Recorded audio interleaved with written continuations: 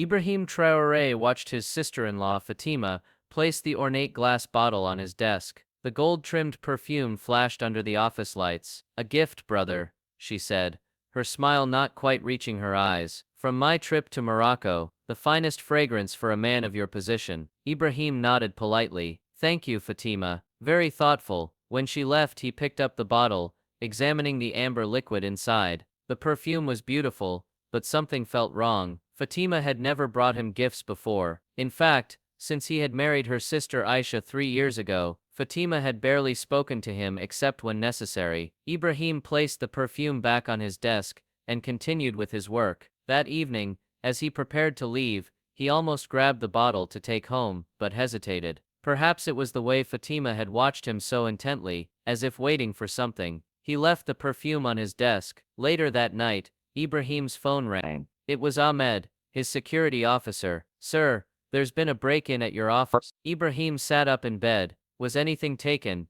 "No, sir." "That's what's strange. The intruder was caught on camera entering your private office, but nothing appears missing. Send me the footage." Minutes later, Ibrahim stared at his phone screen, watching a hooded figure slip into his office. The person moved directly to his desk, hesitated upon seeing the perfume still there, then quickly left. Ibrahim's heart raced. He called Ahmed back. "Have someone secure that perfume bottle on my desk. Don't open it. Don't touch it directly. Use gloves." He turned to his wife, Aisha, who was watching him with concern. "What's wrong?" she asked. Ibrahim hesitated. "I think your sister just tried to kill me." Aisha's face drained of color. "Fatima, that's impossible. The perfume she gave me today. I think it's poisoned." "You can't be serious," Aisha whispered. "She's family. Family or not, something isn't right. The break-in tonight was to check if I had taken the perfume home." Aisha shook her head in disbelief. "There must be some mistake."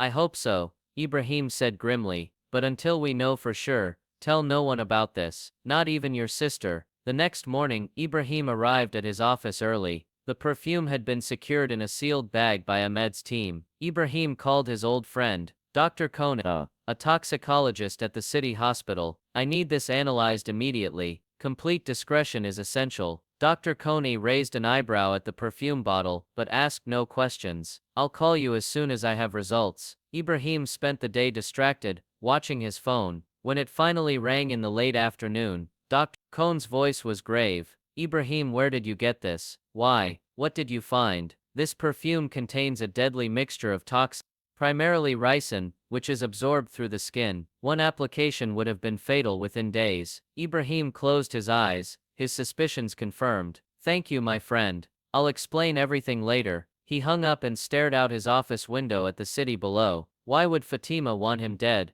What had he done to deserve such hatred from his sister-in-law? More importantly, how would he tell Aisha that her own sister had tried to murder him? That evening, Ibrahim sat across from Aisha in their living room, the weight of his discovery heavy between them. "The lab confirmed it," he said quietly. "The perfume contained ricin. If I had used it, I would be dead within days." Aisha's hands trembled as she set down her teacup. "There must be another explanation. Fatima wouldn't. She couldn't do this." "Then how do you explain it? She brought the perfume directly to me. The break-in was to check if I had taken it home." Aisha shook her head, tears forming. "Maybe she was used by someone else. Maybe she didn't know." Ibrahim wanted to believe this for Aisha's sake, but his instincts told him otherwise. He had seen the calculated look in Fatima's eyes. "I need to speak with her," he decided. "Not to accuse, but to observe." "Will you arrange a family dinner tomorrow night?" Aisha nodded reluctantly. "What will you do if it really was her?" Ibrahim didn't answer. He didn't know himself. The dinner table the next evening was tense despite Ibrahim's attempts at normalcy. Fatima sat across from him, elegant as always in her blue headscarf. Nothing in her demeanor suggested a woman who had recently attempted murder. "How are your studies going, Fatima?" Ibrahim asked casually, knowing she was pursuing a degree in chemistry. "Very well," she replied. "I'm specializing in organic compounds now. It's fascinating work." Chemistry. The connection wasn't lost on Ibrahim. "And your trip to Morocco, besides shopping for gifts, what did you enjoy most?" A flash of something surprise, concern, crossed Fatima's face before her pleasant expression returned. "The markets were wonderful, and I visited an old university friend who works in pharmaceutical research now." Ibrahim nodded, filing away this information. After dinner, as Fatima prepared to leave, he noticed her glancing at his wrists, his neck, places where one might apply perfume. "No fragrance today, Ibrahim?" she asked, her voice light. "Didn't you like my gift?" "I'm saving it for a special occasion," he replied, watching her reaction closely. Relief flickered across her features. How thoughtful, though such things are meant to be enjoyed, not saved. After she left, Aisha turned to him, her face pale. "You're right." The way she asked about the perfume, she was checking if you had used it. Ibrahim nodded grimly. "Now I need to find out why. What would drive your sister to this?" "I can't imagine," Aisha whispered. "She's always been reserved with you. But this." Ibrahim spent the night searching for answers. He reviewed his past interactions with Fatima, business dealings that might have affected her, political connections, anything that could explain such hatred. By morning he had a plan. He would follow Fatima, learn who she was meeting, what she was planning. But first, he needed to ensure Aisha's safety. "I want you to visit your mother for a few days," he told her over breakfast. "You think I'm in danger from my own sister?" "I don't know," Ibrahim admitted, "but until I understand what's happening, I want you safe." After seeing Aisha off, Ibrahim called Ahmed. "I need surveillance on my sister-in-law. Discreet, but thorough. Phone records, financial transactions, everywhere she goes." Within hours, Ahmed had his first report. "Sir, she's made multiple calls to a number in Morocco, registered to someone named Karim."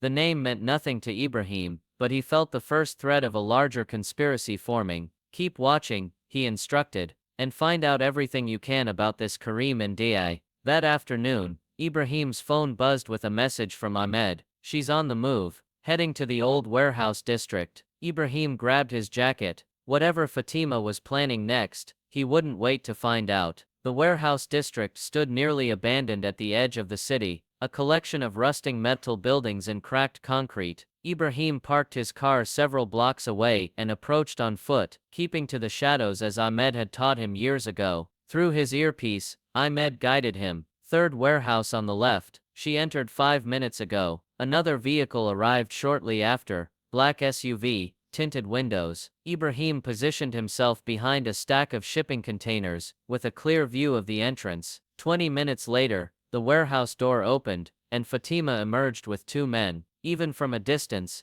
Ibrahim could tell they weren't locals. Their posture, their clothing, everything about them spoke of foreign training. One man handed Fatima a package. She nodded, tucked it into her bag, and they parted ways. The men returned to their SUV, while Fatima walked toward the main road. "Follow the men," Ibrahim instructed Ahmed over the earpiece. "I'll track Fatima." Ibrahim maintained a safe distance as he followed his sister-in-law through the city streets. Instead of heading home, she entered an upscale apartment building Ibrahim didn't recognize. He waited outside, watching which lights turned on. 15 minutes later, Ahmed called. "Sir, those men went directly to the embassy. They used diplomatic credentials to enter." Ibrahim's mind raced. "Find out who they are." "Already working on it." "And sir, about that name, Karim, he's a Moroccan intelligence officer." The pieces were starting to fit together, but the picture they formed made little sense. Why would Moroccan intelligence want him dead?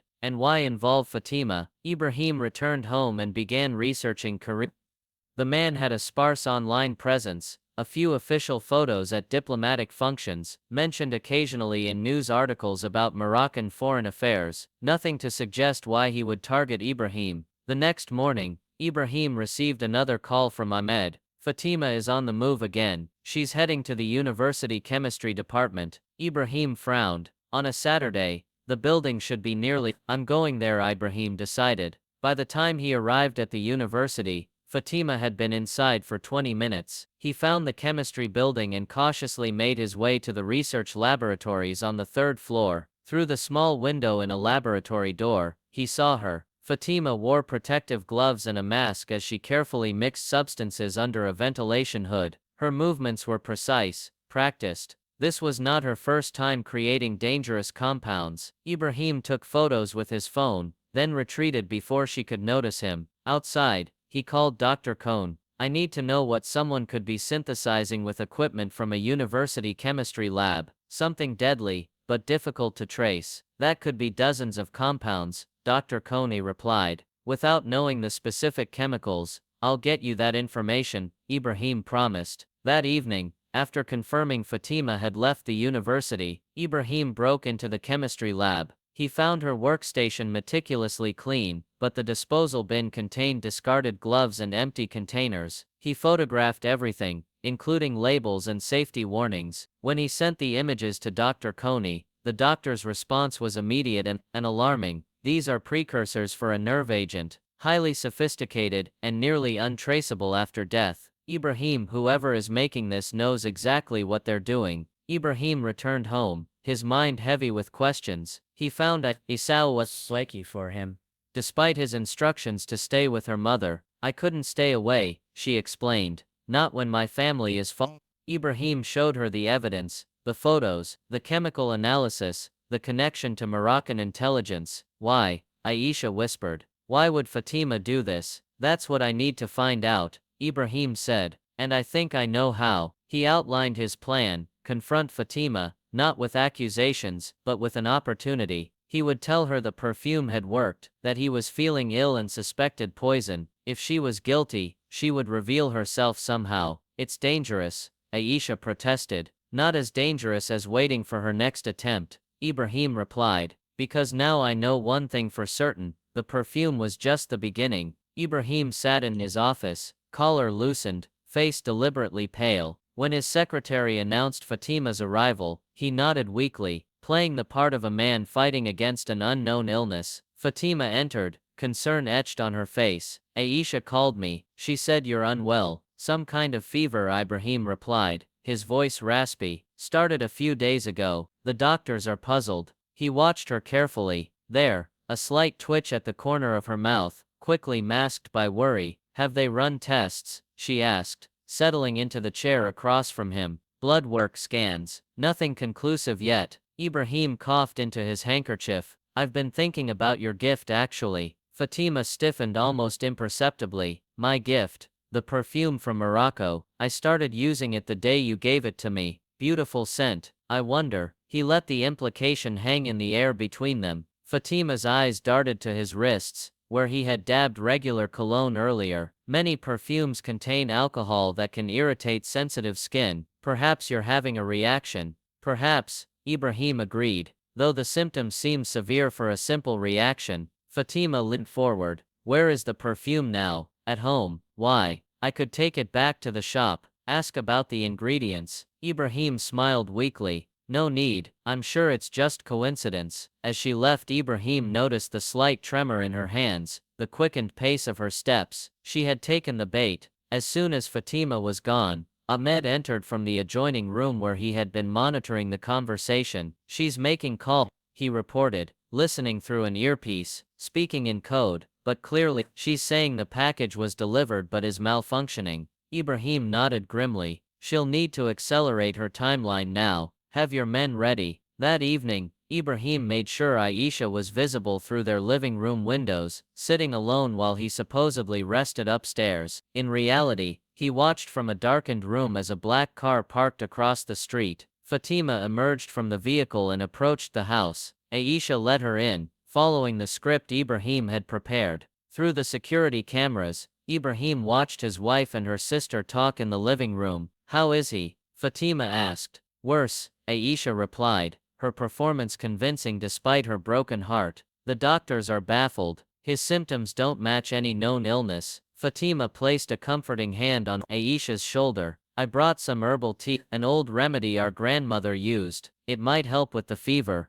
Ibrahim tensed. Ahmed's voice came through his earpiece. We're ready to intervene. In the living room, Aisha accepted the tea with trembling hands. You'll stay while I make it. I don't want to be alone right now. Of course, Fatima agreed, following Aisha to the kitchen. Ibrahim moved silently down the back stairs and positioned himself outside the kitchen door. He could hear Aisha filling the kettle, making deliberate noise to cover any sounds he might make. You seem nervous, Fatima observed. More than just worry for Ibrahim. Do I? Aisha's voice was strained. You know, sister, Fatima said, her tone suddenly hard. I warned you not to marry him. I told you what kind of man he truly is. What are you talking about? Don't pretend ignorance. You know what he did to our family. To our father, Ibrahim froze. Their father, Aisha's father, had died in a car accident 5 years ago, long before Ibrahim had even met her. Fatima, please.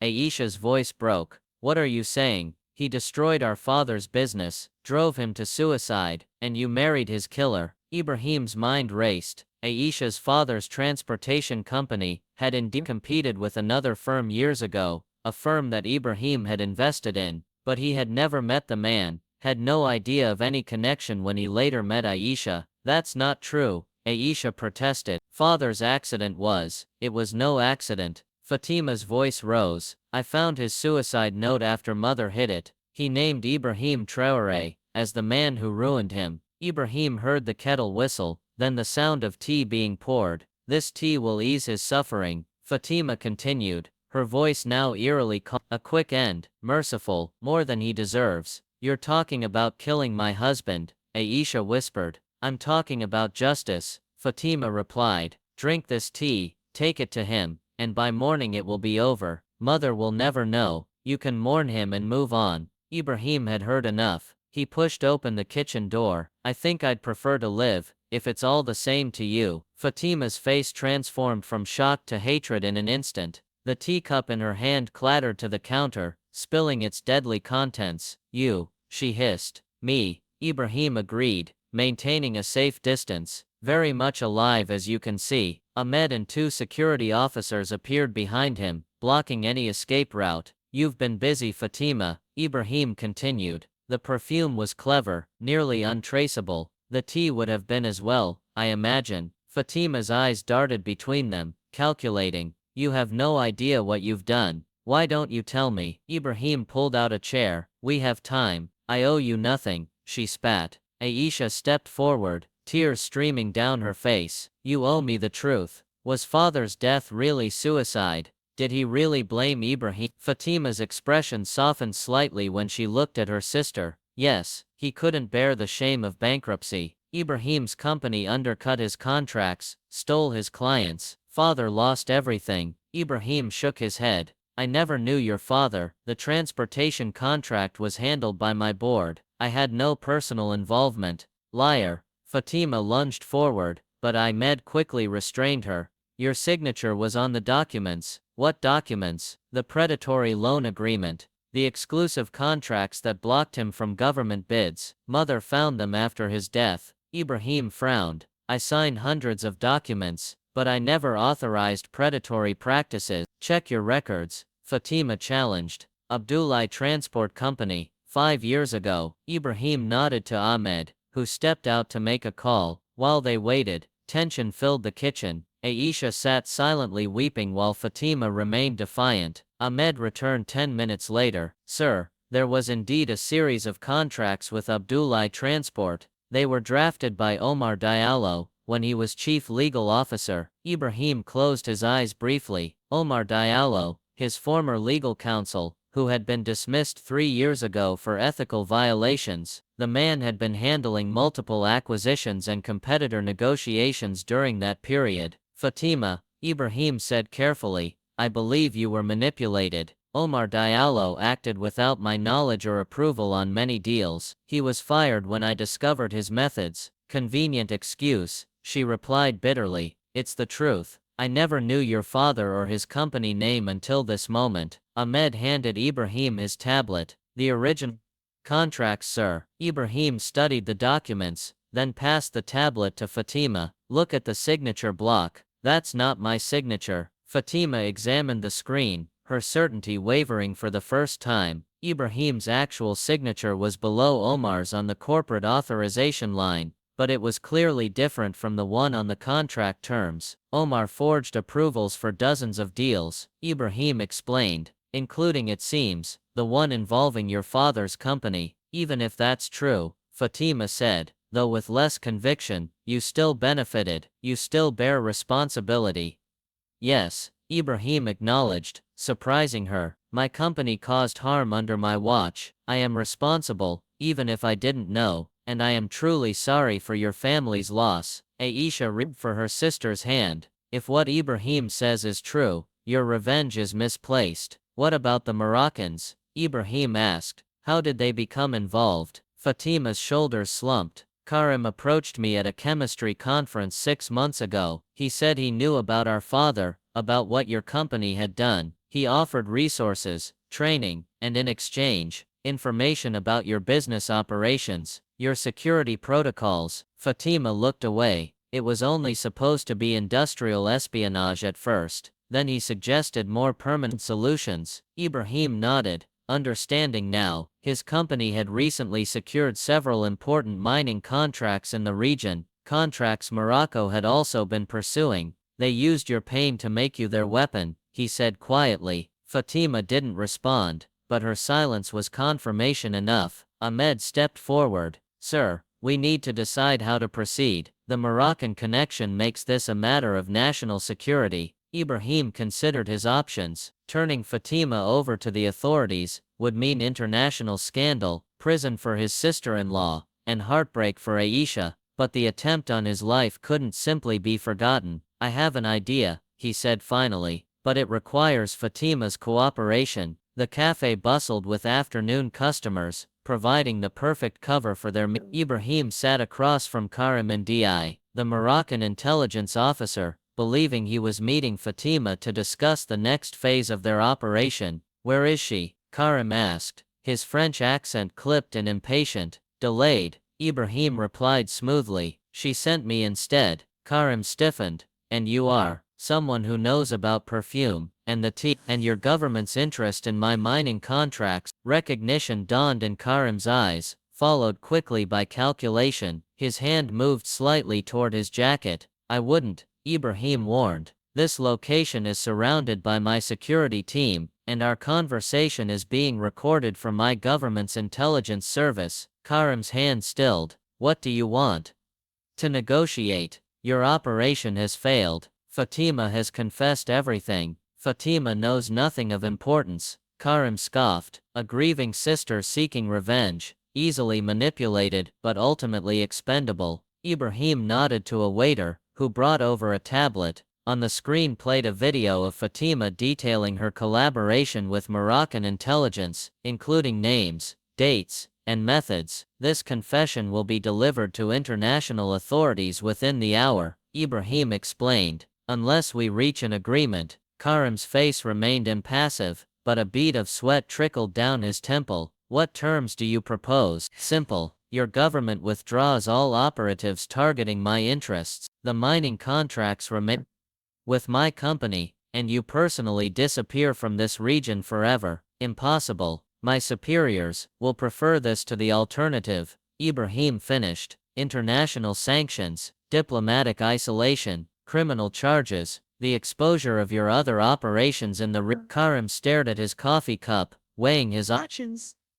And the woman, Fatima, will never contact your government again. I'll make sure of it. After a long moment, Karim nodded once. I need to make a call. Of course. Ibrahim stood. You have 1 hour to confirm your acceptance. After that, the confession goes public. Ibrahim left the cafe, where Appen was waiting in a car. Did he bite? Ahmed asked. He's considering it. Have the team maintain surveillance. Back at Ibrahim's office, Fatima and Aisha waited anxiously. When Ibrahim entered, both women stood. Well? Aisha asked. It's in motion, Ibrahim replied. Now we wait. Fatima stepped forward. Why are you doing this? Why not turn me over to the authorities? Ibrahim studied his sister-in-law, seeing beyond the hatred to the pain. Because I understand grief, and because your family. I tried to kill you, she said flatly. Yes, and there will be consequences, but not prison, if I can help it. The consequences had already been discussed. Fatima would leave the country to complete her studies abroad under discreet supervision. She would have no access to laboratories or dangerous chemicals. Most importantly, she would receive counseling for the grief that had consumed her. An hour later, Ahmed entered with news. Karim's superiors have agreed to the terms. They're pulling out. Ibrahim nodded, relevant in his expression, and Karim, already on a flight back to Morocco. That evening, Ibrahim sat alone with Aisha in their living room. The day's events had left them both exhausted. Will you ever be able to forgive her? Ibrahim asked gently. Aisha's eyes filled with tears. I don't know, she's my sister, but what she tried to do, grief can poison the mind worse than any chemical, Ibrahim observed. Given time and help, perhaps the sister you knew will return. And you? Can you ever trust my family again? Ibrahim took his wife's hand. Your family is my family, their pain is mine to help heal. As they sat in silence, Ibrahim reflected on how quickly life could change, how a gift as simple as a bottle of perfume could reveal hidden currents of pain, revenge, and international intrigue flowing beneath the surface of everyday life. The danger had passed, but its lessons would linger. Trust, once broken, would take time to rebuild, and the grief that had driven Fatima to such extreme would need to be addressed, not just buried. Tomorrow would bring new challenges, explaining Fatima's sudden departure, strengthening security, investigating what other damages Omar Diallo might have caused during his time with the company. But tonight, Ibrahim was simply grateful to be alive, holding his wife's hand as they began the long process of healing.